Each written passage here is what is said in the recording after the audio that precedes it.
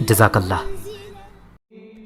بسم اللہ الرحمن الرحیم۔ خراسان کا عقاب، اسلام کے نامور جرنل قتیبہ بن مسلم کی داستان جہاد۔ قتیبہ بن مسلم اپنے دفتر میں موجود تھا جب اسے اطلاع ملی کہ بلخ سے ایک جاسوس کوئی اہم خبر لے کر آیا ہے، اس کے ساتھ ایک آدمی کی لاش بھی ہے۔ یہ سن کر قتیبہ نے اس شخص کو فوراً اندر بلا لیا۔ وہ حدید تھا، اس کے ساتھ طلحہ کی لاش تھی۔ طلحہ راستے میں ہی مر گیا تھا۔ میرا نام حدید ہے، حدید نے اندر داخل ہوتے ہی کہا۔ لگتا ہے تم کوئی اچھی خبر نہیں لائے، قتیبہ نے حدید کا تھکا ہوا چہرہ دیکھ کر کہا۔ اس کے ساتھ ہی اس نے یہ حکم بھی دے دیا کہ حدید کو کھانا کھلانے کا انتظام کیا جائے، کیونکہ وہ اندازہ لگا چکا تھا کہ حدید کئی دن سے بھوکا پیاسا سفر کرتا رہا ہے۔ مجھے اندازہ ہے کہ تم کئی دن سے بھوکے پیاسے سفر کرتے رہے ہو، لیکن کیا یہ بہتر نہیں ہوگا کہ پہلے تم وہ اطلاع مجھے دے دو جس کے لیے تم نے اتنی تکالیف برداشت کی ہیں؟ قتیبہ بن مسلم نے حدید سے پوچھا۔ بلخ میں بغاوت کی چنگاریاں پھوٹ رہی ہیں، اور شاید اب تک ان لوگوں نے وہاں بغاوت کر بھی دی ہو، حدید نے کہا۔ اس کی اطلاع اگرچہ پریشان کن تھی، لیکن اسے قتیبہ کے چہرے پر کوئی خاص تبدیلی رونما نہیں ہوئی۔ ایسا محسوس ہوتا تھا جیسے اسے پہلے سے ہی اس بات کا علم ہو کہ بلخ میں بغاوت ضرور ہوگی۔ اس نے حدید سے مزید کچھ پوچھنے کے بجائے اسے خادم کے ساتھ بھجوا دیا تاکہ وہ کھانا کھا کے آرام کر سکے۔ حدید کو بھجوا کر اس نے ہنگامی طور پر فوج کے اعلیٰ افسران کا اجلاس بلوا لیا۔ جب سب لوگ اکٹھے ہو گئے تو قتیبہ نے انہیں تمام صورتحال سے آگاہ کیا۔ ہم لوگ سلطنت اسلامیہ کی حفاظت اور توسیع کے خواہش مند ہیں، لیکن ہمارے اپنے ہی ہماری راہ میں رکاوٹ ڈال رہے ہیں۔ قتیبہ بن مسلم کہہ رہا تھا، مجھے اطلاع ملی ہے کہ بلخ میں بغاوت ہو گئی ہے۔ میرے پاس وقت بہت کم ہے، جتنی جلدی ہو سکے فوج تیار کرو۔ باقی ضروری احکامات تم سب کو ساتھ ساتھ ملتے رہیں گے۔ مزید کچھ بحث اور گفتگو کے بعد اجلاس برخاست ہو گئی۔ کچھ دن فوج کو تیاری کرنے میں لگ گئے۔ آخر ایک دن قتیبہ نے فوج کو کوچ کا حکم دے دیا۔ فوج کے اگلے حصے میں جو دستے تھے ان کا سالار زرار بن حسین نامی شخص تھا۔ زرار بن حسین کے دستے فوج کا ہراول تھے۔ قتیبہ کی فوج میں کچھ رضاکار دستے بھی تھے۔ یہ لوگ انفرادی جنگ کے تو ماہر ہو سکتے تھے، لیکن لشکر کی شکل میں لڑنے سے ناواقف تھے، کیونکہ لشکر کے حصوں کو سالاروں کے حکم کے مطابق لڑنا، پینترے بدلنا اور حملہ کرنا ہوتا تھا۔ اس کا حل قتیبہ نے یہ نکالا کہ ہر 10 افراد پر ایک تجربے کار فوجی کو مامور کر دیا جو ان افراد کو لڑا سکے۔ قتیبہ منزلوں پر منزلیں طے کرتا ہوا بلخ کے نواح میں پہنچ گیا۔ اس کے بلخ پہنچنے سے پہلے ہی وہاں بغاوت ہو چکی تھی۔ اسے ایسی کوئی امید نہ تھی کہ بلخ والوں کو بے خبری میں جا پکڑے گا، لیکن اس نے احتیاطاً کچھ لوگ فوج سے بہت آگے بھیج دیے تھے تاکہ بلخ کے باغیوں پر نظر رکھی جا سکے۔ لشکر کا ہراول دستہ خاصا آگے تھا، جس کا سالار زرار بن حسین تھا۔ ابھی ہراول دستہ شہر سے خاصا دور تھا جب لبید کو اطلاع ملی کہ قتیبہ کا لشکر آ رہا ہے۔ لبید کو اطلاع دینے والے نے بتایا کہ لشکر کی کل تعداد 2000 ہے۔ دراصل اطلاع دینے والے نے ہراول کو ہی کل لشکر سمجھ لیا تھا۔ لبید نے یہ اطلاع فوراً سپہ سالار تک پہنچائی اور باغیوں کے ہائی کمانڈ نے فوراً یہ فیصلہ کیا کہ شہر سے باہر فوج نکال کر لڑایا جائے۔ وہ لوگ ایسا کر سکتے تھے کیونکہ اطلاع کے مطابق حملہ آور لشکر 2000 کی تعداد کا تھا، جبکہ لشکر میں لڑنے والوں کی تعداد 14 سے 15,000 تک تھی۔ چنانچہ باغیوں کا لشکر شہر سے باہر آ کر اکٹھا ہو گیا۔ قتیبہ کے آدمیوں نے جب لشکر کو باہر اکٹھا ہوتے دیکھا تو وہ فوراً پیچھے اطلاع لے کر آئے۔ چونکہ سب سے آگے زرار بن حسین کے دستے تھے، لہٰذا پہلے اطلاع اسے ملی۔ اس نے پیغام لانے والے کو قتیبہ کی طرف روانہ کر دیا اور ساتھ ہی یہ پیغام بھی دیا کہ قتیبہ اپنے دستے ہم سے 1 میل دور لا کر روک لے۔ اس کے ساتھ ہی زرار بن حسین نے ہراول دستوں کی رفتار تیز کر دی اور جلد ہی باغی لشکر کے سامنے پہنچ گیا۔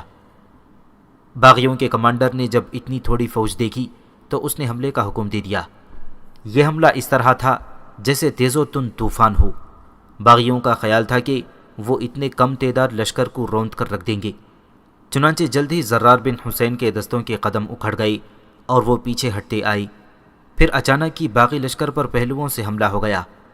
یہ حملہ بڑا ہی شدید تھا اور باغی لشکر کے قدم اکھڑ گئے۔ اور وہ بڑی بے ترتیبی سے بھاگنے لگے۔ یہ پہلو والا حملہ قتیبہ نے کیا تھا۔ اسے جب اطلاع ملی کہ زرار بن حسین کا دستہ مشکل میں ہے اور اسے مدد کی ضرورت ہے، تو قتیبہ نے اسے مدد دینے کے بجائے اپنی فوج کو 2 حصوں میں تقسیم کیا اور اسے راستے کے دونوں طرف پھیلا دیا، جس پر زرار کے دستے پسپا ہوتے آ رہے تھے۔ جب زرار بن حسین پسپا ہوتا ہوا اس جگہ سے گزرا جہاں قتیبہ نے گھات لگائی تھی، تو قتیبہ نے باغیوں کے لشکر کے پہلوؤں پر حملہ کر دیا اور باغیوں کے قدم اکھاڑ دیے۔ قتیبہ کی فوج نے باغیوں کو قتل کرنے کے بجائے بھاگتے ہوئے لوگوں کو پکڑنا شروع کر دیا۔ ان قید ہونے والے لوگوں میں کچھ شہری بھی تھے، اور ان میں وہ عورتیں اور بچے تھے جو زرار بن حسین کے دستوں کو بھاگتا دے کر اسے فتح سمجھ بیٹھے تھے اور شہر سے باہر نکل آئے تھے۔ ان عورتوں میں خاص اہمیت برمک کی بیوی کی تھی۔ قتیبہ نے باغیوں کو بھاگتا دے کر کچھ دستوں کو قلعے میں داخل ہونے کا حکم دیا، لیکن جب یہ قلعے تک پہنچے تو قلعے کے تمام دروازے بند ہو چکے تھے اور فصیل پر تیر انداز موجود تھے، جن کی تیر اندازی نے ان دستوں کو واپس ہونے پر مجبور کر دیا۔ جب باغی فوج بھاگنا شروع ہوئی تو انہوں نے قلعے کا رخ کیا، لیکن باغیوں کے کمانڈروں کو علم تھا کہ قتیبہ قلعے میں داخل ہونے کی کوشش ضرور کرے گا، اس لیے جتنے فوجی قلعے میں داخل ہو سکے داخل ہونے دیا گیا اور باقیوں کو باہر چھوڑ کر قلعے کے دروازے بند کر دیے گئے۔ دیواروں پر تیر انداز مقرر کر دیے گئے۔ اگرچہ قلعے سے باہر پکڑے جانے والوں کی تعداد کم نہ تھی، لیکن پھر بھی 8 سے 10 ہزار تک فوج دوبارہ قلعے میں جمع ہو چکی تھی۔ قتیبہ نے بڑھ کر قلعے کا محاصرہ کر لیا۔ یہ محاصرہ طول پکڑتا گیا، یہاں تک کہ 3 مہینے گزر گئے۔ اس دوران قتیبہ نے شہر والوں کو اتنا تنگ کیا کہ بالآخر انہیں صلح کرنی پڑی۔ قتیبہ نے صلح کو قبول کر لیا اور قلعے کے دروازے اس کے لیے کھل گئے۔ بلخ میں بغاوت اور قتیبہ کا بلخ پر حملہ 86 ہجری کے وسط کی بات ہے۔ بلخ والوں سے صلح ہو چکی تھی اور صلح کی شرائط میں سے ایک شرط یہ بھی تھی کہ قتیبہ بن مسلم قیدیوں کو رہا کر دے۔ اگر قتیبہ چاہتا تو یہ شرط ماننے سے انکار کر سکتا تھا، لیکن وہ جانتا تھا کہ قید ہونے والوں میں ایک بڑی تعداد مسلمانوں کی ہے، چنانچہ اس نے اس شرط کو قبول کر لیا اور قلعے میں داخل ہونے سے پہلے تمام قیدیوں کو رہا کر دیا۔ ان قیدیوں میں برمک کی بیوی بھی شامل تھی۔ بلخ شہر میں امن و امان قائم ہو چکا تھا، لیکن قتیبہ بن مسلم ابھی تک وہیں موجود تھا۔ ابھی وہ محل میں موجود تھا جب اسے اطلاع ملی کہ حجاج بن یوسف کا قاصد آیا ہے۔ قتیبہ بن مسلم کو جو ہی یہ اطلاع ملی کہ عراق سے حجاج بن یوسف کا قاصد اس کے لیے حجاج کا کوئی پیغام لے کر آیا ہے، تو اس نے فوراً بلوا لیا۔ قاصد نے پیش ہو کر قتیبہ بن مسلم کو تعظیم پیش کی۔ اے مسلم کے بیٹے، تجھ پر اللہ کی رحمت ہو۔ قاصد نے ادب سے کہا، تجھ پر بھی اللہ کی رحمت ہو۔ قتیبہ بن مسلم بڑے پروقار انداز سے کہا، کسی بھی دوسری بات سے پہلے یہ بات کہہ جس کے لیے تجھے ابن یوسف نے بھیجا ہے۔ حجاج بن یوسف نے آپ کے لیے ایک مراسلہ بھیجا ہے۔ قاصد نے چمڑے کے ٹکڑے پر لکھا ہوا ایک پیغام قتیبہ بن مسلم کو پیش کرتے ہوئے کہا، یہ چمڑا بڑے سلیقے سے لپیٹ کر سر میں بہر کیا گیا تھا۔ اس سے اس مراسلے کی اہمیت کا اندازہ ہوتا تھا اور یہ بھی ظاہر ہوتا تھا کہ یہ صرف قتیبہ بن مسلم کے لیے ہے۔ قتیبہ نے قاصد کی خاطر تواضع کا حکم دیا۔ وہ حجاج بن یوسف کے اس اچانک آنے والے پیغام کی وجہ سے کچھ فکرمند اور پریشان نظر آ رہا تھا۔ جو ہی قاصد رخصت ہوا، قتیبہ نے مہر توڑ کر وہ پیغام کھولا اور پڑھنے لگا۔ پیغام میں حجاج بن یوسف نے لکھا تھا، حجاج بن یوسف والی عراق کی طرف سے قتیبہ بن مسلم والی خراسان کے نام۔ اے ابن مسلم، تجھ پر اللہ کی رحمت ہو۔ میں جانتا ہوں کہ تو ایک جنگجو خاندان کا جنگجو سپوت ہے۔ میں یہ بھی جانتا ہوں کہ اللہ نے تجھے جس فہم و فراست اور عقل سے نوازا ہے وہ بہت کم لوگوں کو عطا ہوتی ہے۔ مجھے اطلاع ملی ہے کہ ایک سازش کے تحت بلخ میں بغاوت ہو گئی تھی، جسے تو نے بڑی حکمت عملی سے اور پوری طاقت سے کچل دیا ہے۔ اگرچہ تو نے اس بغاوت کو کچل دیا ہے، لیکن میں یہ سمجھتا ہوں کہ اس معاملے میں تو نے بڑی سستی اور لاپرواہی کا مظاہرہ کیا ہے۔ کیا تو نے اپنی آنکھیں اور اپنے کان بند کر رکھے ہیں؟ اے قتیبہ، اسلام کے خلاف ہونے والی سازشوں سے خبردار رہ اور اپنی آنکھیں اور اپنے کان ہر وقت کھلے رکھ، تاکہ تو مرو میں بیٹھ کر بھی ہر اس جگہ کو دیکھ سکے جہاں سے کوئی فتنہ فساد پھوٹنے والا ہو۔ اپنی سلطنت میں گونجنے والی معمولی سرگوشی بھی تیرے پردہ سماعت تک پہنچ جائے۔ قتیبہ بن مسلم حجاج بن یوسف کا پیغام پڑھتے پڑھتے رک گیا۔ اور زرار بن حسین کی طرف دیکھا جو اس کے پاس موجود تھا۔ اس نے زرار کو حجاج کے پیغام کا وہ حصہ سنایا۔ زرار بڑے غور سے سن رہا تھا۔ ابن یوسف ہمیں غافل سمجھتا ہے، قتیبہ بن مسلم نے زرار سے کہا۔ اس کا خیال ہے کہ ہم یہاں ہاتھ پر ہاتھ دھرے بیٹھے ہیں، حالانکہ معاملہ اس کے بالکل برعکس ہے۔ میرا خیال کچھ اور ہے، زرار بن حسین نے کہا۔ شاید حجاج کو اس واقعے کی مکمل اطلاع نہیں ملی، ورنہ وہ ایسی بات کبھی نہ کہتا۔ شاید تم ٹھیک کہتے ہو ابن حسین، قتیبہ بن مسلم نے پرخیال انداز میں کہا۔ مجھے اس واقعے کی پوری تفصیل حجاج کو بھجوانی چاہیے تاکہ اسے حالات سے پوری طرح آگاہی ہو سکے۔ اس کے بعد کچھ سوچ بچار کر کے قتیبہ بن مسلم نے حجاج بن یوسف کے نام ایک مراسلہ تیار کروایا، جس میں بلخ میں ہونے والی بغاوت کی پوری تفصیل درج کی، اور آخر میں لکھا کہ وہ یعنی قتیبہ بن مسلم اس سازش کی ہر کڑی سے واقف تھا۔ پھر اگلے دن اس نے حجاج بن یوسف کے قاصد کو طلب کر کے یہ پیغام اس کے حوالے کر کے اسے رخصت کر دیا۔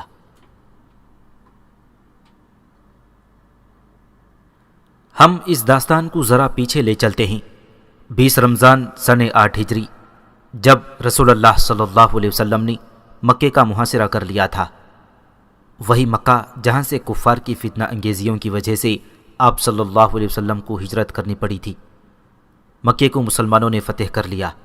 اس عظیم فتح کے لیے صرف 11 کافروں کا خون بہایا گیا۔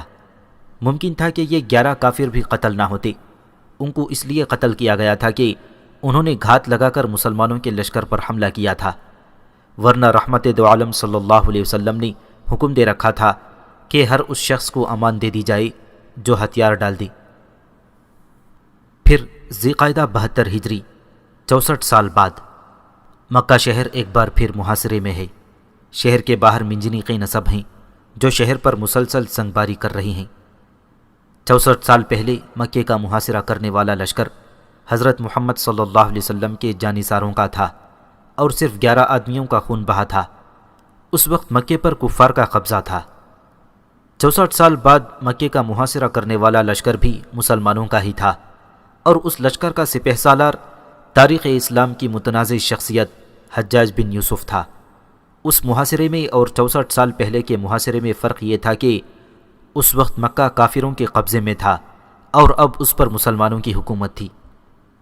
حجاج بن یوسف نے عبداللہ بن زبیر رضی اللہ تعالیٰ عنہ کی سرکوبی کے لیے مکے کا محاصرہ کیا تھا، اور محاصرہ کرتے ہی اپنی سپاہیوں کو شہر پر سنگباری کا حکم دے دیا۔ اس کے لشکر میں بڑی بڑی منجنیقیں تھیں جنہیں مکہ شہر سے باہر نصب کیا گیا تھا۔ جس دن حجاج کے لشکر نے مکے کا محاصرہ کیا تھا، اس دن آسمان صبح سے ہی ابر آلود تھا۔ جب انہوں نے مکے پر سنگباری شروع کی تو اس کے کچھ ہی دیر بعد بارش شروع ہو گئی۔ بارش کے ساتھ ساتھ بجلی بھی کڑکنے لگی۔ بجلی کی چمک آنکھوں کو خیرہ کرنے والی تھی، اور اس کی کڑک تو اور ہی خوفناک تھی۔ بجلی رہ رہ کر کڑک رہی تھی اور اس کے دھماکے دل دہلا دینے والے تھے۔ برق و باد کا یہ طوفان بڑا ہی دہشت ناک تھا۔ موسلا دھار بارش اور بار بار بجلی کی کڑک سے حجاج بن یوسف کے سپاہیوں کے دلوں میں خوف کی لہر دوڑ گئی تھی۔ بارش اور بجلی کا یہ کھیل شدت اختیار کرنے لگا تو سپاہی مکے پر پتھر برسانے سے گھبرانے لگے۔ ان کے دلوں میں یہ بات بیٹھ گئی تھی کہ موسم کے یہ بگڑتے ہوئے تیور مکے پر سنگباری کا نتیجہ ہے۔ سپاہیوں کا یہ خوف اس حد تک بڑھ گیا کہ انہوں نے مکے پر پتھر برسانے سے صاف انکار کر دیا۔ کمانداروں نے اس صورتحال پر قابو پانے کی کوشش کی، مگر وہ کسی طرح بھی سپاہیوں کو مکے پر سنگباری کرنے کے لیے تیار نہ کر سکے۔ آخر انہوں نے اس صورتحال کی اطلاع حجاج بن یوسف کو دے دی۔ حجاج بن یوسف کو جب یہ اطلاع ملی کہ فوج نے سنگباری روک دی ہے تو وہ طیش کے عالم میں اپنے خیمے سے باہر نکل آیا۔ موسلا دھار بارش میں حجاج اس عالم میں باہر کھڑا تھا کہ اس کے دائیں ہاتھ میں کوڑا پکڑا ہوا تھا اور بائیں ہاتھ سے اس نے اپنی عبا سنبھالی ہوئی تھی۔ لوگ حجاج سے ویسے ہی بدکتے تھے۔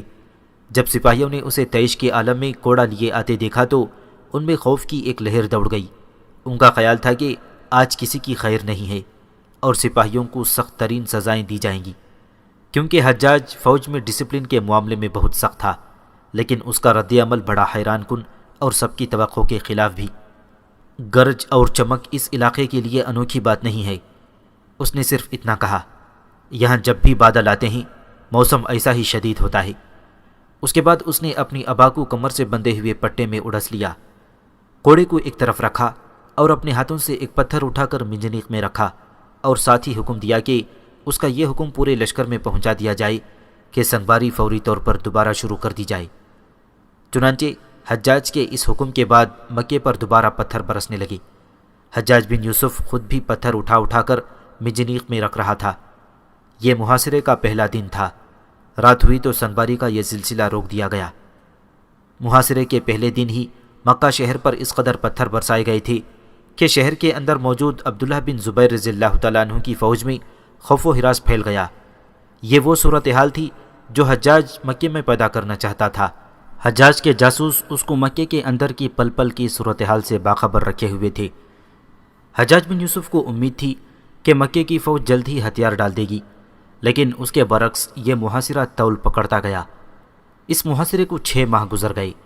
6 ماہ کے عرصے کے دوران عبداللہ بن زبیر رضی اللہ تعالیٰ عنہ کی فوج حوصلہ ہار چکی تھی اور فوج کا ایک بڑا حصہ ان کا ساتھ چھوڑ گیا تھا۔ ایک روز حجاج بن یوسف نے اپنے ایک حاکم ابن ابی عقیل کو عبداللہ بن زبیر رضی اللہ تعالیٰ عنہ کے پاس پیغام دے کر بھیجا۔ حجاج نے کہا تھا کہ وہ خود کو ابن ابی عقیل کے حوالے کر دیں، لیکن عبداللہ بن زبیر رضی اللہ تعالیٰ عنہ نے صاف انکار کر دیا اور حجاج کے پیغام کو ٹھکرا کر آخری دم تک لڑنے کو ترجیح دی۔ جب حجاج بن یوسف کو عبداللہ بن زبیر رضی اللہ تعالیٰ عنہ کا جواب ملا تو اس نے مکے پر فیصلہ کن حملہ کرنے کا فیصلہ کر لیا۔ حجاج کے حکم پر اس کی فوج مکے پر چڑھ دوڑی۔ عبداللہ بن زبیر رضی اللہ تعالیٰ عنہ کے ساتھ جو تھوڑی بہت فوج رہ گئی تھی، اس نے بڑی پامردی سے حجاج کی فوج کا مقابلہ کیا، مگر زیادہ دیر تک ان کو روکنے میں کامیابی نہ ہو سکی۔ حجاج کی فوج مکے میں داخل ہونے میں کامیاب ہو گئی۔ اس گھمسان کی لڑائی کے دوران نہ جانے کس طرف سے ایک اینٹ آئی اور عبداللہ بن زبیر رضی اللہ تعالیٰ عنہ کے سر پر لگی۔ زخم اتنا گہرا لگا کہ وہ شہید ہو گئے۔ ان کے شہید ہوتے ہی ان کی فوج نے حوصلہ چھوڑ دیا اور ہتھیار ڈال دیے۔ حجاج کو جب یہ اطلاع ملی کہ عبداللہ بن زبیر رضی اللہ تعالیٰ عنہ شہید ہو گئے ہیں تو وہ ان کی لاش دیکھنے چلا گیا۔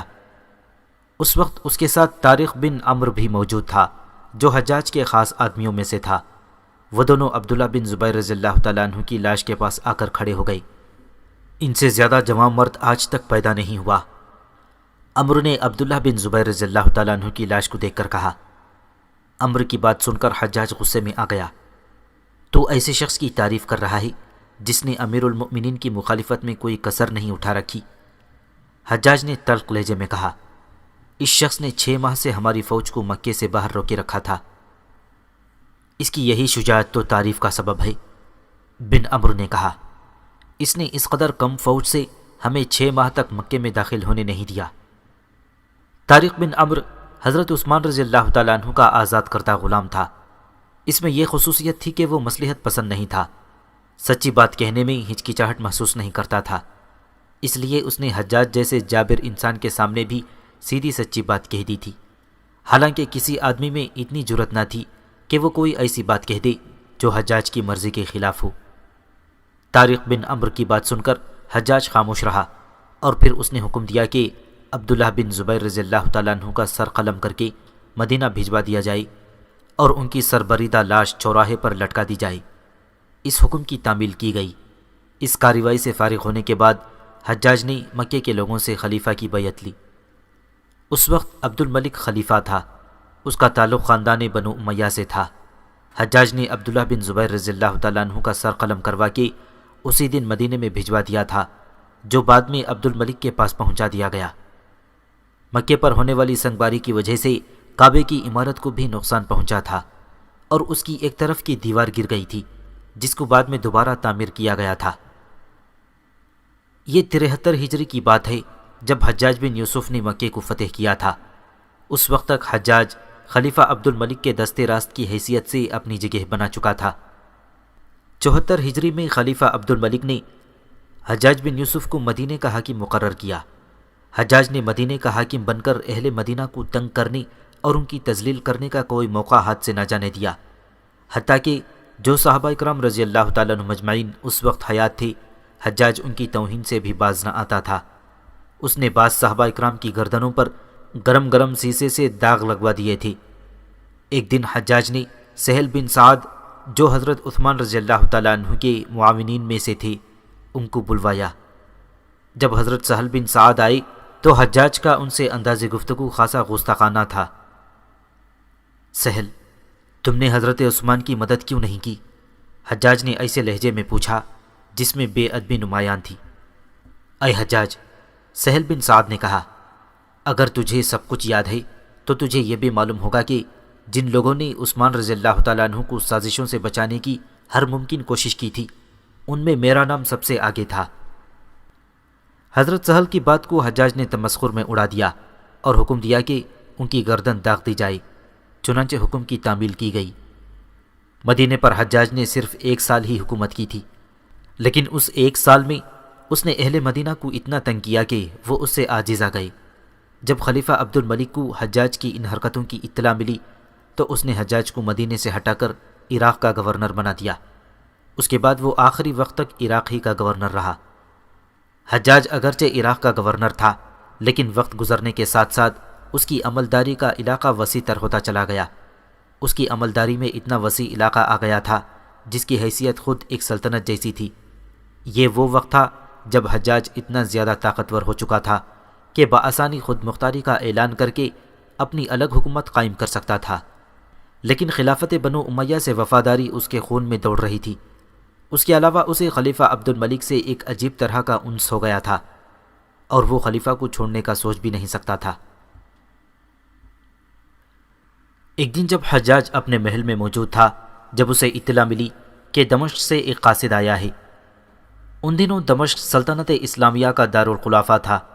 حجاج کے دل میں یہ خیال آیا کہ ضرور خلیفہ عبد الملک کی طرف سے کوئی خاص پیغام آیا ہوگا۔ اس نے قاصد کو بلا لیا اور اس سے پیغام لے کر پڑھنے لگا۔ یہ پیغام چند سطروں پر مشتمل تھا۔ اس میں لکھا تھا، امیر المؤمنین عبد الملک بن مروان کا انتقال ہو گیا ہے، ولید بن عبد الملک نئے خلیفہ ہوں گے۔ یہ خبر پڑھ کر حجاج بن یوسف کو بہت صدمہ ہوا۔ حجاج کو عبد الملک سے بڑی انسیت تھی۔ اس کو اس وجہ سے بھی زیادہ صدمہ ہوا کہ اس پیغام سے 1 مہینہ پہلے عبد الملک کو دفنایا جا چکا تھا۔ عبد الملک کی وفات سے کچھ عرصہ قبل حجاج اس سے ملنے دمشق گیا تھا۔ شاید اسے اس ملاقات کے لیے عبد الملک نے ہی بلایا تھا۔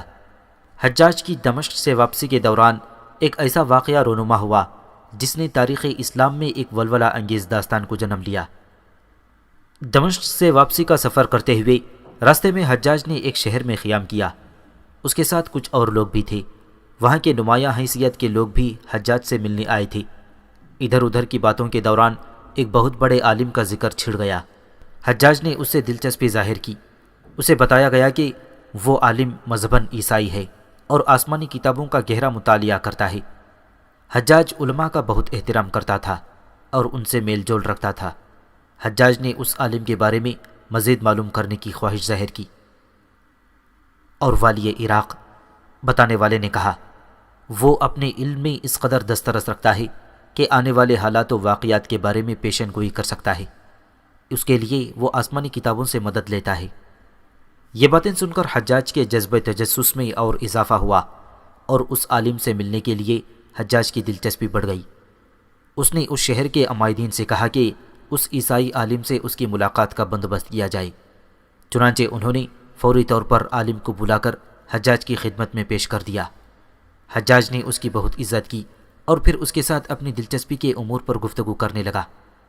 حجاج نے اندازہ لگا لیا کہ یہ عیسائی عالم واقعی علم رکھتا ہے۔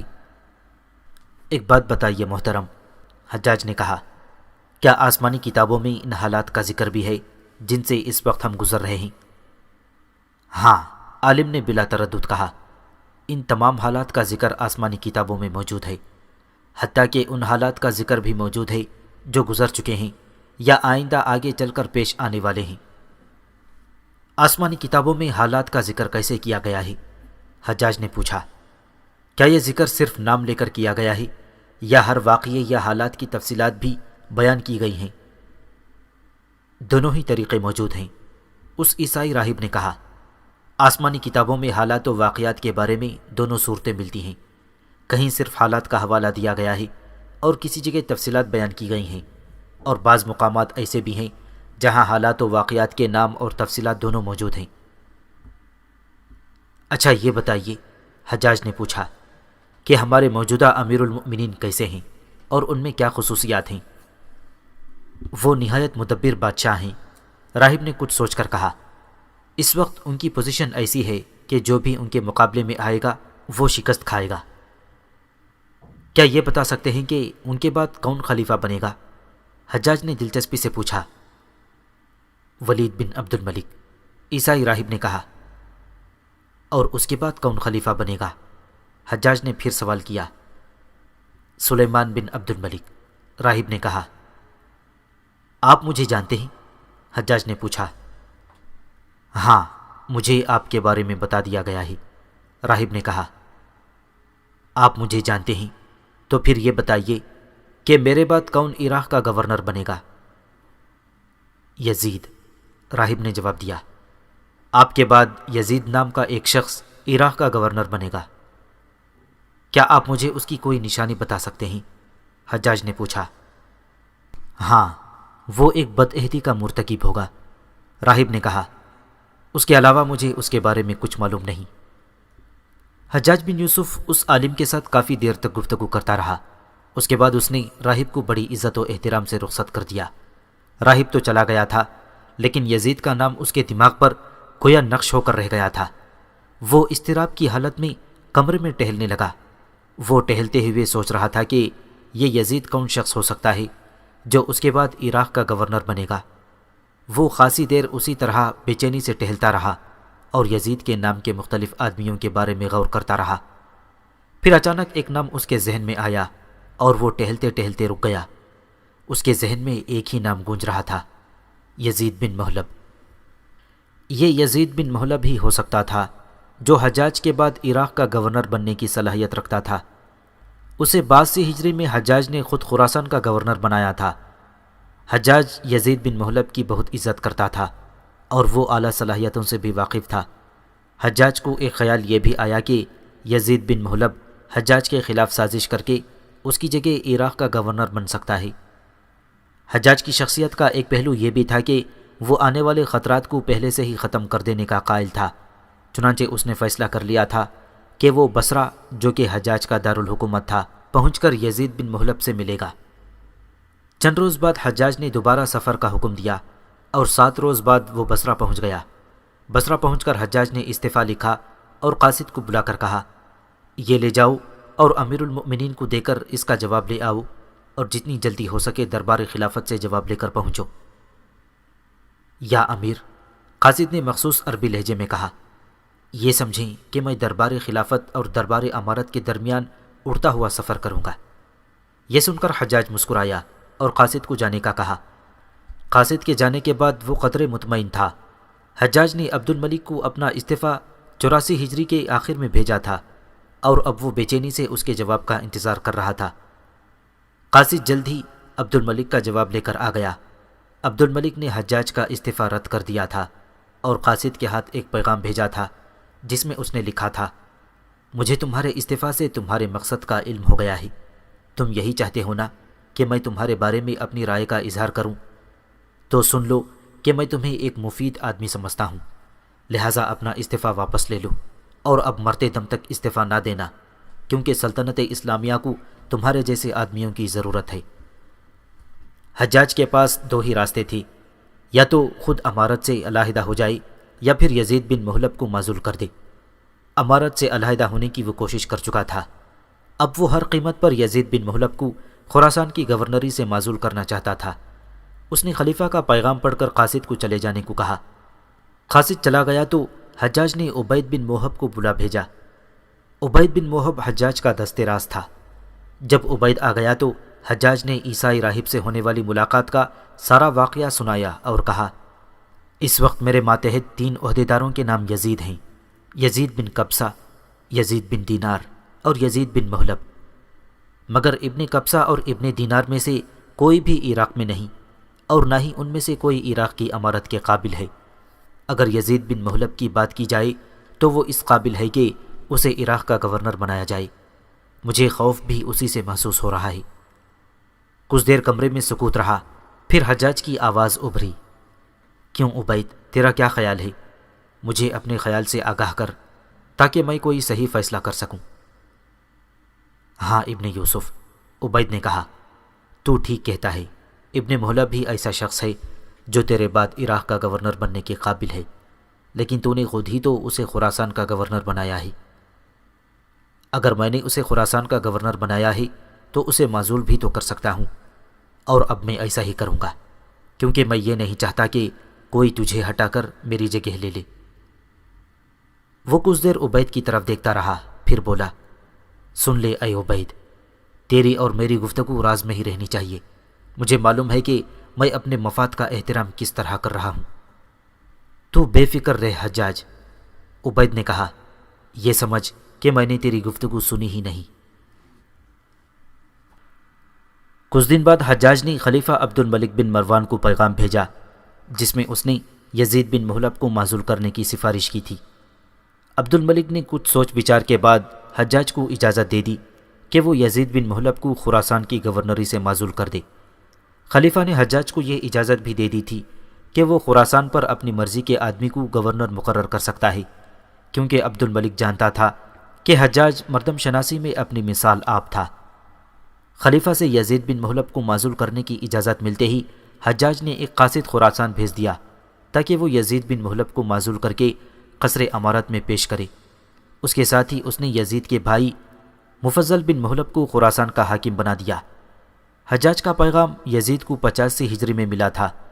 اسے جو ہی حجاج کا پیغام ملا وہ بصرہ روانہ ہو گیا۔ یزید بن مہلب نے حجاج کے اس فعل کو اپنے ساتھ زیادتی سمجھا، اس لیے بصرہ روانہ ہونے سے پہلے اس نے ایک پیغام سلیمان بن عبد الملک کے نام بھیجا، جس میں اس نے اپنے ساتھ ہونے والی زیادتی کا ذکر کیا تھا۔ سلیمان بن عبد الملک، جو کہ عبد الملک کا بیٹا تھا، یزید بن مہلب کا گہرا دوست تھا۔ یزید بن مہلب جب حجاج کے ساتھ پہنچا تو اس نے اسے قید میں ڈال دیا۔ اسی عرصے میں حجاج کو عبد الملک کی وفات اور ولید بن عبد الملک کی خلافت کی خبر ملی۔ جب حجاج کو یہ خبر ملی تو اس نے یزید کے بھائی مفضل کو بھی خراسان کی گورنری سے معزول کر دیا۔ اس کے ساتھ ہی حجاج نے اپنے قریبی لوگوں میں سے ایک شخص کو بلوا لیا اور اسے اس حکم کے ساتھ خراسان روانہ کر دیا کہ خراسان کی گورنری سنبھال لے۔ یہی شخص قتیبہ بن مسلم تھا۔ جب قتیبہ بن مسلم کو خراسان کا گورنر بنایا گیا، اس وقت اسلامی سلطنت خراسان سے کچھ آگے تک پھیلی ہوئی تھی۔ ان علاقوں میں بلخ، تالیقان اور مرو اور روس قابل ذکر ہیں۔ اس کے علاوہ بخارا کا کچھ علاقہ بھی اسلامی سلطنت میں شامل تھا، جبکہ بخارا کا ایک بڑا حصہ ایک الگ سلطنت تھی جس کا حکمران دروان خوزہ نامی تھا، اور بخارا شہر اسی سلطنت میں شامل تھا۔ اس کے علاوہ کچھ اور علاقے بھی مسلمانوں کے باج گزار تھے اور اسلامی سلطنت کو سالانہ خراج ادا کرتے تھے، لیکن ان علاقوں میں وقتاً فوقتاً بغاوتیں ہوتی رہتی تھیں، اور ان بغاوتوں کے نتیجے میں کئی علاقے اسلامی سلطنت سے نکل گئے تھے۔ جب قتیبہ خراسان آیا تو اس نے سب سے پہلے ان علاقوں کو دوبارہ اسلامی سلطنت میں شامل کر لیا۔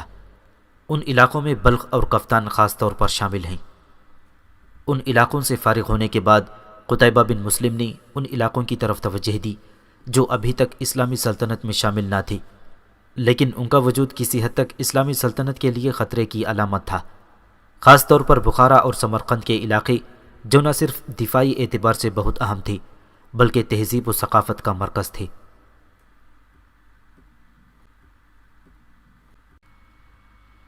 دریائے جیجون کے کنارے کنارے ایک نوجوان اپنا گھوڑا سر پر دوڑاتا جا رہا تھا۔ اس کے چہرے کے تاثرات اور اس کا بار بار مڑ کر پیچھے دیکھنا اس بات کا اظہار کر رہا تھا کہ کوئی اس کے تعاقب میں لگا ہوا ہے۔ اس کا رخ بدخشان سے خوارزم کی طرف تھا۔ دریا کے کنارے کے پہاڑ برف سے ڈھکے ہوئے تھے۔ بحیرہ آرال کی طرف سے چلنے والی یخبستہ ہوائیں پہاڑوں پر دکھائی دیتے ہوئے برف سے ڈھکے ہوئے درختوں سے ٹکرا کر سائیں سائیں کر رہی تھیں۔ اس کا لباس ٹاٹ کے اندر روئی بھر کر بنایا گیا تھا، جس پر اس نے زرہ پہن رکھی تھی، اور اس پر ایک بوسیدہ سی پوستین تھی جس پر کئی پیوند لگے ہوئے تھے۔ سر پر گرم اونی ٹوپی پر اس نے آہنی خود بھی پہن رکھا تھا اور پشت پر تیروں سے بھرا ہوا ترکش تھا۔ اس کے پیچھے زین پر ایک شاہین بیٹھا تھا۔ گھوڑا اپنی تیز رفتار کے ساتھ جب کبھی کوئی خطرناک موڑ موڑتا تو شاہین تھوڑی دیر کے لیے اپنے پر پھڑپھڑاتا اور پھر سنبھل جاتا۔ فربار نام کی بستی کے پاس سے وہ اس شاہرہ کی طرف جا رہا تھا جو ایک طرف تو بخارا کی طرف جاتی ہوئی توادس اور کرمینیا سے ہوتی ہوئی سمرقند اور وہاں سے تاشقند کی طرف نکل جاتی تھی، اور دوسری طرف دریائے جیجون کا پل پار کر کے وہ عامل نام کی بستی کے پاس سے گزر کر مرد توس، مشہد اور رے کی طرف چلی جاتی ہے۔ ابھی وہ بستی سے 2 میل دور ہی تھا کہ ایک بار اس نے پھر مڑ کر پیچھے دیکھا۔ 3 سوار ایک موڑ مڑتے ہوئے دکھائی دیے، وہ بھی بڑی تیزی سے اس کا تعاقب کر رہے تھے۔ گھوڑے کو اس نے روک لیا اور ایک بڑی سی چٹان کے پیچھے کھڑا ہو گیا۔ اس نے کمان سنبھالی اور ترکش سے ایک تیر نکال کر اس پر چڑھا لیا۔ اس کے چہرے پر بدلتے رنگ بتا رہے تھے کہ وہ کوئی اہم فیصلہ کر چکا ہے۔ جوں جوں وہ 3 سوار نزدیک آ رہے تھے، اس کے چہرے پر بربریت، تشدد اور جبر و تعدی کے رنگ گہرے ہی گہرے ہوتے جا رہے تھے۔ جو ہی وہ اس کے قریب ہوئے، اس نے تیر چلا دیا جو ان میں سے ایک کی گردن چیرتا ہوا نکل گیا اور وہ گھوڑے سے گر کر پتھریلی زمین پر لوٹنے لگا۔ اس کے دوسرے 2 ساتھی فوراً سنبھل گئے۔ انہوں نے اپنی رفتار کم کر لی اور اپنے سامنے ڈھالوں کی آڑ بناتے ہوئے وہ اس کی طرف بڑھے۔ اس نے بھی فوراً کمان زین سے لٹکا دی۔ بائیں ہاتھ میں ڈھال سنبھالتے ہوئے اس نے اپنا ہاتھ جب پشت کی طرف کیا تو شاہین اس کے ہاتھ پر بیٹھ گیا۔ اس کے ساتھ ہی وہ چٹان کی اوٹ سے باہر نکل آیا اور تلوار کھینچ کر وہ ان کا راستہ روکے کھڑا تھا۔ اس نے جب اپنی تلوار اپنے سامنے فضا میں لہرائی تو یوں محسوس ہوا جیسے سینکڑوں بجلیاں ایک ساتھ کوند گئی ہوں۔ پھر اس کی غضب آلود اور غصیلی آواز گونجی، میری اس تلوار کی طرف دیکھو، اس میں تم دونوں کو یقیناً اپنی موت نظر آئے گی۔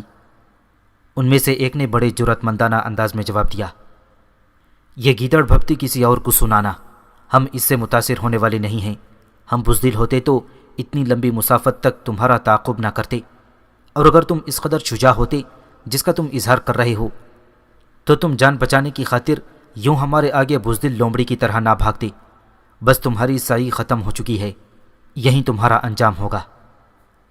اس نے اپنے شاہین کی طرف اشارہ کیا، میں اگر چاہوں تو یہ شاہین یہیں کھڑے کھڑے تم دونوں کو ابدی نیند سلا سکتا ہے، مگر نہیں، میں تمہیں لڑنے کا موقع دوں گا۔ شاہین کو دوبارہ پیچھے ہٹاتے ہوئے وہ پہلے سے بھی کہیں زیادہ خونخواری سے بولا، یہ نہ سمجھنا کہ میں تم تینوں سے ڈر کر بھاگا تھا، میں تمہارا دم خم دیکھنا چاہتا تھا، سو وہ دیکھ چکا ہوں۔ اب اس کھلے میدان میں تم دونوں کو میں ایک ساتھ قوت آزمائی کی دعوت دیتا ہوں۔ وہ دونوں اس کے دائیں بائیں رخ کو بڑھے، وہ بھی بڑی گہری نگاہوں سے ان کا جائزہ لے رہا تھا۔ اس کی آنکھوں نے جھپکنا بند کر دیا۔ اس کی گرفت تلوار اور ڈھال پر مضبوط ہو چکی تھی اور حالات کا مقابلہ کرنے کے لیے پوری طرح تیار دکھائی دیتا تھا۔ وہ اپنا بدن سمیٹ چکا تھا اور گھوڑے کو مہمیز لگانے کے لیے مستعد تھا۔ دریائے جیجون کے کنارے سنگلاخ چٹانوں میں دور ریچھ ایک خونخوار چیتے پر حملہ آور ہونے لگے تھے۔ 2 غرگس ایک شاہین پر جھپٹنا چاہ رہے تھے۔ 2 ہاتھی 2 مختلف سمتوں سے ایک شیر پر پل پڑنا چاہتے تھے، مگر چیتا کبھی ریچھوں سے نہیں گھبرایا۔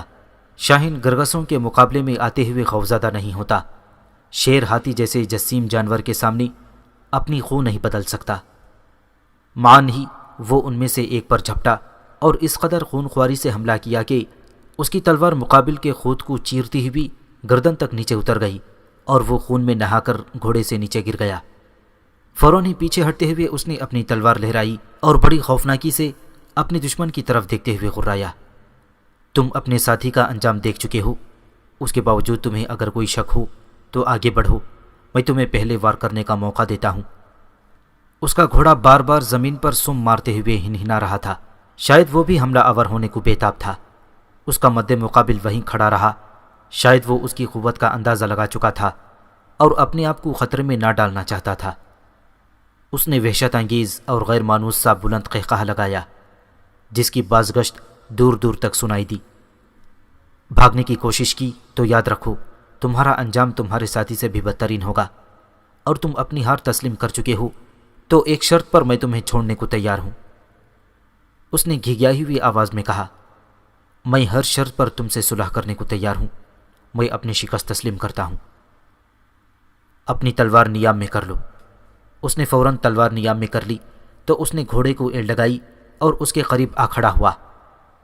تھوڑی دیر تک اسے غور سے دیکھتا رہا، پھر سوالیہ نگاہوں سے پوچھا، مجھے جانتے ہو؟ ہاں، اچھی طرح جانتا ہوں۔ تم بنو تمیم کے خینس بن یوسف ہو۔ تمہارا نام کیا ہے؟ شاہق۔ پارسی ہو؟ ہاں۔ اگر تم یہ بتا دو کہ مسلمانوں کے اس تجارتی قافلے کے آدمی کہاں ہیں جنہیں باد غیث کے حکمران تیرک کے آدمیوں نے لوٹ کر قید میں ڈال دیا ہے، تو میں چھوڑ دوں گا۔ یہ بھی ذہن میں رکھنا کہ اگر تم مجھے غلط اطلاع دے کر چلے گئے تو میں انتقام لینے کی خاطر دنیا کے آخری کونے تک بھی تمہارا سائے کی طرح تعاقب کروں گا۔ شاہق نے بلا جھجک کہا، ان میں سے کچھ تو قتل کر دیے گئے تھے۔ خینس اداس ہو گیا۔ اتنا میں بھی جانتا ہوں۔ میں پوچھتا ہوں، جو زندہ ہیں وہ کہاں ہیں؟ میں نے انہیں دیکھا تو نہیں، پر سنا ہے کہ وہ شومان شہر میں قید ہیں اور وہاں کا حاکم بڑی سختی سے ان کی دیکھ بھال کرتا ہے۔ اس کے علاوہ انہیں یہ بھی پتہ چل گیا ہے کہ تمہارے قبیلے کے کچھ جوان بڑی سرگرمی سے ان قیدیوں کی تلاش میں ہیں، لہٰذا حاکم شومان نے کچھ کرائے کے قاتل مقرر کر دیے ہیں اور انہیں تاکید کر دی گئی ہے کہ بنو تمیم کے ہر اس شخص کو قتل کر دیا جائے جو ان قیدیوں کی تلاش میں نکلا ہے۔ کرائے کے قاتلوں کو بنو تمیم کے جن جوانوں کو قتل کرنے کی فہرست مہیا کی گئی ہے ان میں تمہارا نام سر فہرست ہے۔ اس کے بعد تمہارے بڑے بھائی حرب بن یوسف کا نام آتا ہے۔ انہیں سب سے زیادہ خوف اور خطرہ تم سے ہے، اور وہ سب لوگ تمہیں بھیڑیا کہہ کر پکارتے ہیں۔ قافلے کو لوٹنے میں زیادہ حصہ کس نے لیا ہے اور یہ سارا کام کس کی شہ پر کیا گیا ہے؟ خینس نے پوچھا۔ ترمس شہر ہے نا؟ تم رکو نہیں، کہو، میں جانتا ہوں، خینس نے جواب دیا۔ وہاں کا ایک امیر کبیر پارسی ہے جس کا نام طفیل ہے۔ یہ سارا کام اس کا اور اس کے بیٹے وصیف کا ہے۔ انہوں نے مسلمانوں کے اس قافلے کی ہر نقل و حرکت کی اطلاع دی ہے، اور قافلے سے جو زر و جواہرات اور دولت ہاتھ آئی تھی اس کا ایک حصہ اس طفیل کو بھی ملا تھا۔ اب بنو تمیم کے لیے جو کرائے کے قاتل مقرر کیے گئے تھے ان کی دیکھ بھال اور نگرانی بھی اسی طفیل ہی کے ہاتھ میں ہے۔ اس کے علاوہ انہوں نے صرف تمہیں قتل کرنے کے لیے کرائے کا ایک قاتل مقرر کیا ہے۔ وہ صفدی ہے اور کبھی بہت بڑا ڈکیت تھا، وہ بھی آج کل تمہارے پیچھے ہے۔ اس طفیل نے اس کے ساتھ وعدہ کر رکھا ہے کہ اگر تم خینس بن یوسف کو قتل کر دو تو 1000 سنہری دینار دوں گا۔ اس کا نام کیا ہے؟ خینس نے پوچھا۔ اس کا نام باغر ہے اور وہ کش نام کی بستی کا رہنے والا ہے۔ کہاں ہے یہ بستی؟ یہ ایک چھوٹا سا شہر ہے۔ تیرم سے 2 سڑکیں نکلتی ہیں، ایک تو صفانیان اور شومان شہروں کی طرف جاتی ہے اور دوسری سمرقند کی طرف جاتی ہے۔ اسی سڑک پر یہ بستی ہے۔ اس بستی سے ایک سڑک تو سمرقند کو چلی گئی ہے اور دوسری نصف اور بزدہ سے ہو کر بخارا کو جاتی ہے۔ میں سمجھ گیا ہوں، کیا تم مجھے اس کا حلیہ بھی بتا سکتے ہو؟ کیوں نہیں؟ وہ ایک لمبا سا سیاہ رنگ کا سڈول جوان ہے جس کی پیشانی پر ناک سے ٹکراتا ہوا زخم کا ایک نشان ہے۔ ریشمی کپڑے پسند کرتا ہے اور آج کل سفید رنگ کا قیمتی پوستین ہی پہنتا ہے۔ یہ کرائے کے قاتل کہاں ہیں؟ خینس نے پوچھا۔ اس کی حویلی بہت بڑی ہے جس کا ایک حصہ اس نے ان بدماشوں کے لیے مخصوص کر رکھا ہے۔ ایک بات اور بتاؤ۔ ہاں پوچھو۔ تم لوگوں نے میرا پیچھا کیوں کیا؟ تم لوگ بھی کرائے کے قاتل ہو؟ ہم لوگ تو غریب کسان ہیں، 2 وقت کی روٹی کو ترستے ہیں۔ اس باغر نے ہمیں کہا تھا کہ اگر تم خینس کو قتل کر دو تو میں تمہیں 100 دینار دوں گا۔ میں نے تو پہلے انکار کر دیا تھا، مگر اس نے دھمکی دی تھی کہ اگر تم لوگوں نے انکار کیا تو میں تمہارے گھروں کو آگ لگا دوں گا۔ اس طرح ہم نے مجبور ہو کر حامی بھر لی تھی۔ جس وقت تم لوگوں نے میرا تعاقب کیا تھا اس وقت تم لوگ تو 6 تھے، باقی 3 کہاں چلے گئے؟ خینس نے پوچھا۔ ان میں 2 تو میرے سگے بھائی تھے اور ایک میرا ماموزاد تھا۔ میں نے خود ہی انہیں واپس کر دیا تھا کیونکہ وہ لڑنے کا کوئی خاص تجربہ نہیں رکھتا تھا۔ تم میرے ساتھ ایک معاہدہ کرتے ہو؟ کیسا معاہدہ؟ میں تمہارے سارے اخراجات برداشت کروں گا، اس کے بدلے تم مجھے طفیل، باغر اور دیگر بدماشوں کی سرگرمیوں سے آگاہ کرتے رہنا۔ خینس نے پوچھا۔ ٹھیک ہے، مجھے منظور ہے، تم مجھے آج سے اپنا ایک قابل اعتماد جاسوس سمجھو۔ خینس نے پوستین کی جیب میں ہاتھ ڈالا اور ایک تھیلی نکال کر شاہق کو تھما دی۔ یہ لو 100 دینار، میں تمہیں اور بھی بہت کچھ دیتا رہوں گا۔ شاہق مسکرا اٹھا اور تھیلی لے لی۔ اب میں بھی تمہارے ساتھ ترمز چلوں گا، خینس نے کوئی فیصلہ کرتے ہوئے کہا۔ کیوں؟ رات کے وقت تم کسی بہانے باغر کو جنوبی سرائے میں لے آنا، پھر دیکھنا میں اس بدماش سے کیسے نمٹتا ہوں۔ وہ آج کل ترمز میں نہیں ہے، طفیل نے اسے کسی کام سے خوارزم بھیجا ہے۔ کس کام سے؟ خینس نے پوچھا۔ یہ تو خبر نہیں۔ ٹھیک ہے، میں نے اگر تمہیں ملنا ہو تو کہاں اور کیسے مل سکوں گا؟ خینس نے پوچھا۔ شہر کے بازار میں ایک بوڑھا سبزی فروش ہے، اس کی داڑھی سفید ہے، تم اس سے میرا پوچھ لینا، وہ تمہیں میرے گھر پہنچا دے گا۔ میں آج ہی سے تمہارے حق میں کام شروع کر دوں گا۔ خینس نے اپنا ہاتھ آگے بڑھا دیا۔ پکی بات ہوئی؟ شاہق نے بھی اپنا ہاتھ اس کے آگے دے دیا۔ ہاں بالکل پکی، آج سے ہم دونوں بھائی ہیں۔ دونوں نے ایک دوسرے کو خدا حافظ کہا اور مختلف سمتوں کو چل دیے۔ خینس تھوڑی دور آگے جا کر پہاڑ کے اوپر جاتی ہوئی ایک پگڈنڈی کی طرف مڑ گیا، جس کے دونوں جانب چنار کے لمبے لمبے درخت اور گھنی خوردرو بیلیں تھیں۔ جب وہ پہاڑ کے اوپر چڑھ گیا تو سامنے ایک کھلا میدان تھا، جس میں حد نگاہ تک ریوڑ ہی ریوڑ چر رہے تھے۔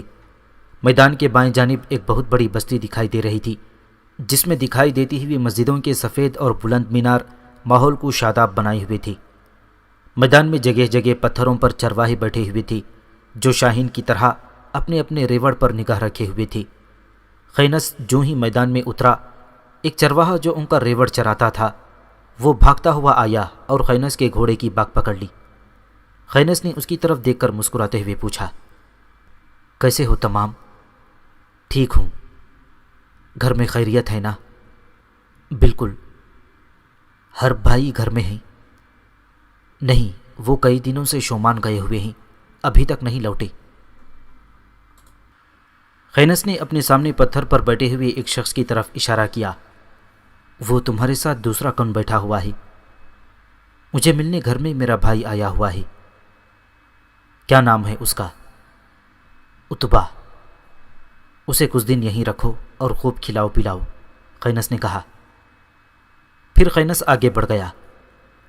تمام اسے کافی دیر تک وہیں کھڑے ہو کر دیکھتا رہا، پھر اپنے بھائی کے پاس آ کر بیٹھ گیا۔ کون تھا یہ؟ اتبا نے پوچھا۔ جن کا میں ریوڑ چراتا ہوں۔ کیا نام ہے اس کا؟ خینس بن یوسف۔ کہاں سے آیا ہے؟ بہت لمبی داستان ہے ان کی۔ ٹھیک ہے، مجھے بھی بتاؤ، میں سننا پسند کروں گا۔ یہ 3 بھائی ہیں، بڑے کا نام احمد بن یوسف، اس سے چھوٹے کا حرب بن یوسف، اور سب سے چھوٹے کا نام خینس بن یوسف ہے۔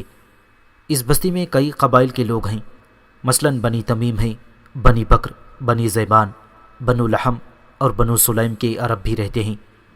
سب تاجر پیشہ ہیں، بھیڑ بکریاں اور اونٹ پالتے ہیں، اور تجارت کا بڑا ذریعہ اون، کپاس اور چربی ہیں۔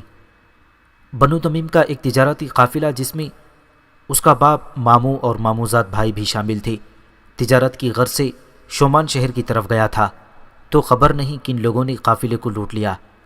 کچھ لوگ جو لڑائی پر تل گئے تھے قتل ہو گئے اور باقی قید کر لیے گئے۔ اس کا باپ، ماموں اور ماموزاد بھائی تینوں ہی قتل ہو گئے، ان کی لاشیں بھی مل گئی ہیں۔ قید ہونے والوں کے متعلق اب مختلف افواہیں ہیں، کچھ کہتے ہیں کہ وہ سب شومان شہر میں قید ہیں، اور کچھ کا خیال ہے کہ وہ بادغین کے حکمران کی نظر بندی میں ہیں۔ اب بنو تمیم نے اپنے سب سے زیادہ شجاع، نڈر اور لڑاکا جوان ان قیدیوں کو کھوج لگانے پر مقرر کر دیے ہیں، جن میں یہ دونوں بھائی بھی شامل ہیں، اور خینس ان سب جوانوں کا سرکردہ ہے۔ یہ کل 7 جوان ہیں جن سے موت بھی دور بھاگتی ہے۔ بس یہ ہے ان کی داستان۔ اتبا نے افسردگی سے پوچھا، کب یہ افسوسناک حادثہ رونما ہوا؟ کوئی 1 ماہ ہو گیا ہے۔ ایک اور چرواہا بھی ان کی طرف آ رہا تھا، لہٰذا دونوں خاموش ہو گئے۔ خینس جب بنو تمیم کے اپنے محل میں داخل ہوا تو بالکونیوں میں جھانکتی ہوئی عورتوں اور گلی میں کھڑے مردوں کی خوشکن اور مسحور کر دینے والی آوازیں ان کے کانوں میں ٹکرائیں۔ وہ سب بڑی موہ لینے والی لے میں کہہ رہے تھے، اہلا و سہلا و مرحبا، اہلا و سہلا و مرحبا۔ خینس کی لبوں پر مسکراہٹ تھی، گہری پرسکون مسکراہٹ۔ وہ اپنی ساری تھکاوٹ بھول گیا تھا۔ تھوڑی دیر بعد وہ ایک حویلی میں داخل ہو رہا تھا۔ اس کی ماں سلامہ، بھائی احمد، خالہ زاد بہن اور خالہ مراجل نے آگے بڑھ کر اس کا گرم جوشی سے استقبال کیا۔ شوہر اور بیٹے کے قتل ہو جانے کے بعد ان کی خالہ ان کے ہاں ہی رہ رہی تھی۔ خالہ زاد بہن دمنا نے گھوڑے کی باگ پکڑ کر اسے ایک طرف باندھ دیا تھا۔ وہ 16 برس کی ایک خوبصورت لڑکی تھی۔ وہ بھائی کے آنے کی خوشی میں ادھر ادھر بھاگتی پھر رہی تھی۔ کمرے میں آتے ہوئے خینس نے سلامہ سے پوچھا، بھیا نہیں آئے امی؟ سلامہ نے بجھی ہوئی آواز میں کہا، کئی دن سے شومان گیا ہوا ہے بیٹی، مگر ابھی تک نہیں لوٹا۔ میں تمہاری طرف سے بھی فکر مند تھی بیٹی، تم تو اس دن سے 2 دن پہلے کے گئے ہوئے تھے۔ میں نے کافی بستیوں کا چکر لگایا ہے امی۔ کچھ سراغ ملا؟ اس بار احمد نے پوچھا۔ ضرور بھیا، میں نے ایک ایسے شخص کو اپنے اعتماد میں لے لیا جو مجھے دشمن کے پل پل کی خبر دیا کرے گا۔ انہوں نے ہمارے لیے چند کرائے کے قاتل مقرر کر دیے ہیں، مگر اب میں سب کو موت کی نیند سلا دوں گا۔ منت کے انداز میں سلامہ نے کہا، میں تو کہتی ہوں بیٹا، چھوڑ دو انتقام کے اس جنون کو۔ ڈرتی ہوں بیٹی، شوہر اور بہن کا سہاگ تو پہلے ہی ختم ہو گئی، خدا نہ کرے میرے بچوں کو بھی کچھ ہو جائے۔ خینس نے اس کی ہمت بندھائی، تم فکر نہ کرو ماں، میں ایک ایک قاتل سے پورا انتقام لوں گا۔ میں سب سے پہلے اب کرائے کے قاتلوں سے نمٹوں گا، اس کے بعد اصل قاتلوں کو موت کا سامنا کراؤں گا۔ میں ثابت کر دوں گا ماں کہ یوسف بن نعمان کے بیٹے بزدل نہیں ہیں۔ دمنا بھی ان کے پاس آ کر کھڑی ہو گئی تھی۔ خینس نے پھر ماں سے پوچھا، بھائی کس کس کو ساتھ لے کر گیا ہے امی؟ وہ خود تو 2 ساتھیوں کے ساتھ شومان گیا ہوا ہے اور باقی 3 بخارا گئے ہیں۔ ان کو یہ شک ہوا تھا کہ قاتلوں میں سے 1-2 بخارا میں ٹھہرے ہوئے ہیں۔ میں بھی کل خوارزم جاؤں گا امی۔ میں پتہ کر آیا ہوں کہ ہمارے قافلے کو لوٹنے میں کس کا زیادہ تر ہاتھ تھا۔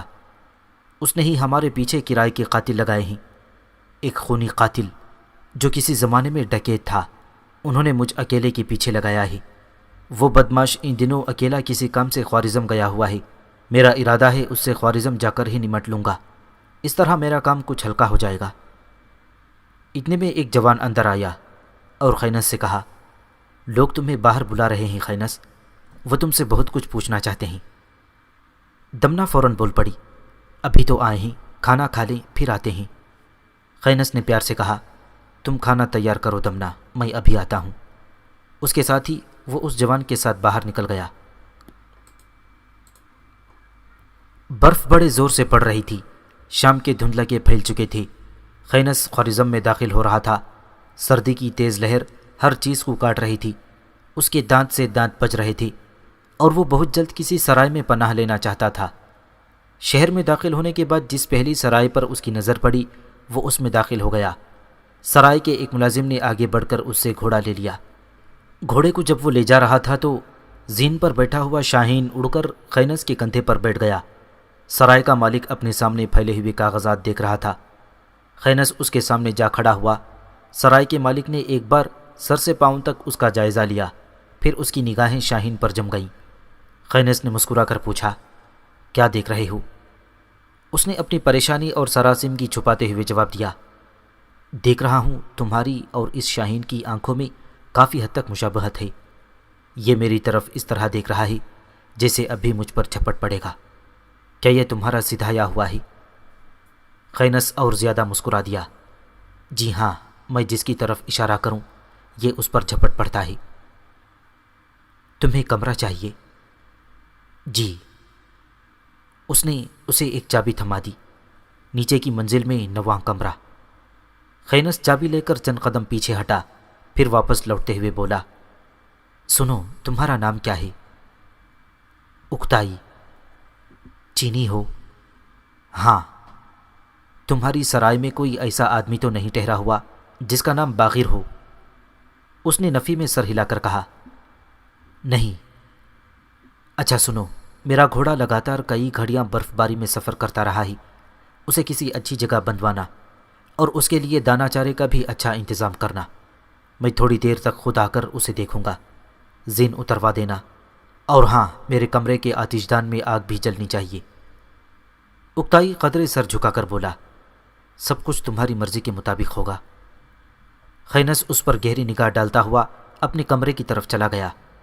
دوسرے روز بھی برف باری ہوتی رہی، مگر اس کے باوجود اس نے شہر کی ایک ایک سرائے چھان ماری، مگر باغیر کا اسے کہیں سراغ نہ ملا۔ تیسرے روز وہ پھر اس کی تلاش میں نکلا، سارے بازار دیکھی، ایک ایک دکان میں گیا، مگر کوئی کامیابی نہ ہوئی۔ اسی روز جبکہ اندھیرا پھیل رہا تھا اور وہ بازار سے گزرتا ہوا سرائے کی طرف جا رہا تھا، اس نے دیکھا کہ 2 سپاہی ایک عورت کو بری طرح زد و کوب کر رہے تھے۔ عورت زمین پر گر گئی تھی اور وہ سپاہی اسے پاؤں کی ٹھوکریں مار مار کر کچھ پوچھ رہے تھے۔ عورت جو 30 کے سن کی ہوگی بڑی کربناکی سے کراہ رہی تھی۔ خینس ایک بند دکان کی اوٹ میں کھڑا ہو گیا اور بائیں ہاتھ کی انگلی شاہین کے سر پر ماری۔ اس نے پر پھڑپھڑائی اور سامنے دیکھنے لگا۔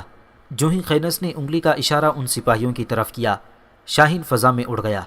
وہ اس قدر تیز رفتار اور پھرتی سے حملہ آور ہوا کہ آن کی آن میں اس نے دونوں سپاہیوں کی آنکھیں نکال دیں اور دوبارہ خینس کے کندھے پر آ کر بیٹھ گیا۔ خینس نے اسے اٹھا کر اپنے پیچھے زین پر بٹھا دیا۔ سپاہی چیختے چلاتے پیچھے ہٹے اور ایک دوسرے سے ٹکرا کر زمین پر گر گئے اور آہوزاری کرنے لگی۔ خینس نے بھاگ کر اس عورت کو اٹھایا، اسے اپنے آگے زین پر بٹھایا اور گھوڑا سر پر دوڑا دیا۔ شہر سے باہر نکل کر اس نے عورت کی طرف دیکھا تو وہ بڑی مشکل سے سانس لے رہی تھی۔ خینس نے بڑی ہمدردی سے پوچھا، خاتون کہاں جاؤ گی اور تمہارا نام کیا ہے؟ وہ خینس کا اس طرح جائزہ لینے لگی جیسے وہ کچھ اندازہ لگانے کی کوشش کر رہی ہو۔ پھر اس نے بڑی مشکل سے پوچھا، تم کون ہو؟ میں تو اس شہر میں اجنبی ہوں، میرا نام ظلوم ہے۔ وہ سپاہی تمہیں کیوں مار رہے تھے؟ تم بھلے آدمی دکھائی دیتے ہو، میرا ایک کام کرو گے؟ ہاں ضرور کروں گا، تم کہو تو۔ سنو، خوارزم شاہ کو اس کے چھوٹے بھائی خرزاد نے تخت سے علیحدہ کر کے خود قبضہ جما لیا ہے۔ وہ ایک جابر اور سنگ دل وحشی ہے، یہاں کسی کی عزت اب محفوظ نہیں۔ پہلے بادشاہ کے سارے جرنیلوں کو اس نے قتل کرا دیا ہے۔ میں بھی ایک جرنیل کے ہاں ملازمہ تھی، اس بھیڑیے اور بے رحم خرزاد نے اسے قتل کرا دیا اور اس کا مکان گرا دیا۔ اس کی بیوی بیٹی اور ایک غلام اپنی حویلی کے تہ خانے میں چھپے ہوئے ہیں۔ خرزاد انہیں تلاش کرتا پھر رہا ہے، مگر کسی کو ان کا نشان نہیں ملا۔ وہ تینوں کئی دن سے بھوکے ہیں۔ آج میں ان کے لیے کچھ کھانے پینے کا سامان خریدنے آئی تھی کہ سپاہیوں نے مجھے پکڑ لیا۔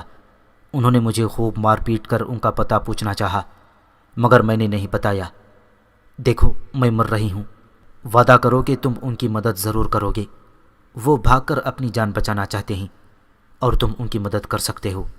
تم ایک بہادر اور شجاع جوان ہو، شاید خدا نے تمہیں اسی لیے بھیجا ہے کہ تم انہیں یہاں سے نکال کر کسی اور محفوظ جگہ پہنچا دو۔ تمہارا گھر کہاں ہے؟ خینس نے پوچھا۔ میں رومی ہوں، بچپن سے ان کے ہاں ملازمہ تھی۔ اور وہ کیا ہیں؟ وہ پارسی ہیں، ظلوم نے کہا۔ سنو، میرے پاس وقت تھوڑا ہے۔ شہر سے شمال کی جانب 5 میل کے فاصلے پر ایک قصبہ ہے جس کا نام سرقوسا ہے۔ اس کے مشرقی جانب ایک چھوٹا سا ٹیلہ ہے جس پر کثرت سے چنار کے درخت ہیں۔ اس پر ان کی حویلی تھی۔ اس کی گری ہوئی دیواریں اب بھی دکھائی دیتی ہیں۔ اس کی صرف 2 دیواریں ہی کھڑی ہیں۔ اس کے وسط میں باہر کی جانب دیوار سے تقریباً 10 گز پیچھے ایک گول سیاہ رنگ کا پتھر ہے جو زمین کے برابر ہے اور دوسرے پتھروں میں پھنسا ہوا ہے۔ وہ تہ خانے کا راستہ ہے۔ تم اس پر اگر 2 بار ہاتھ مارو گے تو وہ اسے اندر سے اٹھا دیں گے، باہر سے وہ پتھر نہیں ہلتا۔ ظلوم سانس درست کرنے لگی۔ خینس نے پھر پوچھا، ان کے نام کیا ہیں؟ جرنیل کی بیوی کا نام قراتیس، لڑکی کا نام ماروا اور غلام کا نام توانا ہے۔ وہ پتھر برف میں دب نہ گیا ہو؟ اس نے پوچھا۔ نہیں، وہاں گھنے درختوں کا سایہ ہے۔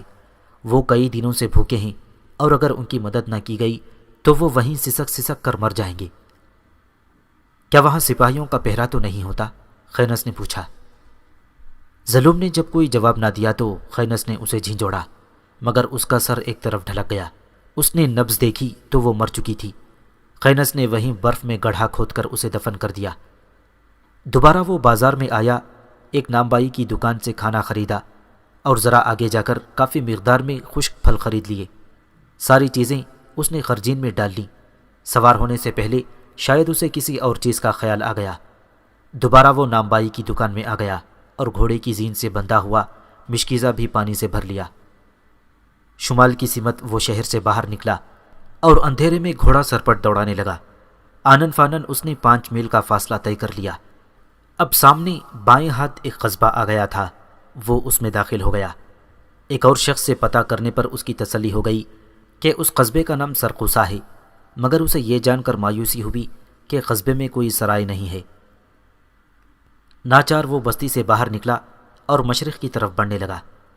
تھوڑی ہی دور جا کر اندھیرے میں اسے اپنے سامنے ایک ٹیلہ دکھائی دیا۔ درختوں کے ایک گھنے جھنڈ میں وہ رک گیا تھا۔ گھوڑے کو اس نے درخت سے باندھا اور زین سے بندھا ہوا اپنا بستر کھول کر اس نے اس کے اوپر ڈال دیا۔ خرجین اور پانی کا مشکیزہ اٹھائے وہ دبے قدموں سے پہاڑ کی طرف بڑھنے لگا۔ شاہین بھی پھڑ پھڑا کر اس کے کندھے پر ہو بیٹھا۔